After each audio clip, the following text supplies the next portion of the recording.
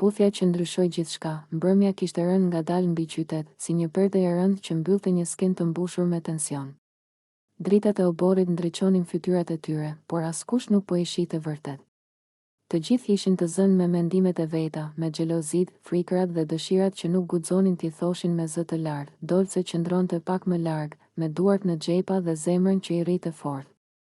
Nuk ishte natyrë që të shfaqte ndjenjat hapur, por ajo që ndjente për Limin ishte më e fortë se çdo mbrojtje që kishte ndërtuar.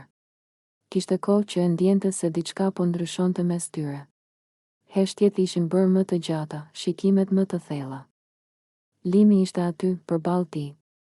E qet në pamje, por brenda një stuhi emocionesh. Ajo e dinte që ajo mbrëmje nuk do të ishte si të tjerat. Diçka do të ndodhte.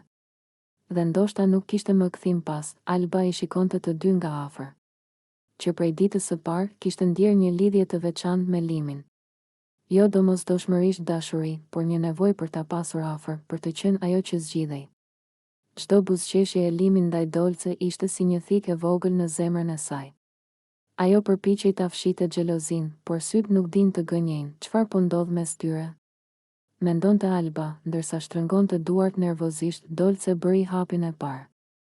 U afrua drejt Limin, ngadalë, sikur të kishte frikë se mos prishte diçka të brisht.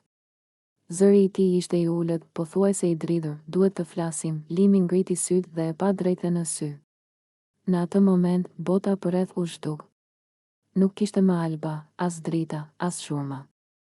Vetëm ata të dy, e di, tha ajo qetë. Edhe unë, heshtja ra mes tyre.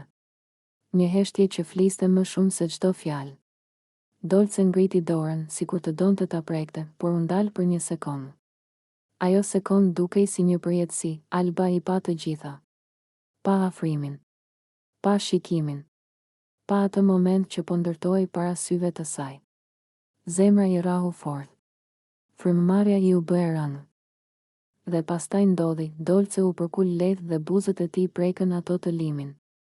Puthja e parë. E butë. E pastër. E sinqert. Një puthje që nuk kishte nevojë për shpjegim. Koha u ndal. Limi mbylli syt, duke u dorëzuar ndaj ndjenjes që kishte kohë që e mohonte. Dolce ndjeu sikur më në fund kishte gjetur vendin ku i përkiste, por për Albën, ajo puthje ishte fundi. Gjunjët ju drodhen. Gjithçka rreth saj filloi të rrotullohej. Zhurmat u bën të largëta, si të vinin nga një botë tjetër. Dora i shkoi në gjoks, jo. Pëshpëriti, por askush nuk e dëgjoi. Syt ju mbushën me lodh. Një hap prapa. Pastaj edhe një tjetër. Trupi nuk e mbante më. I ra të fikët, zhurma e rënies së saj theu momentin. Alba. Bërtiti dikush. Dolce dhe Limi u ndan menjëherë.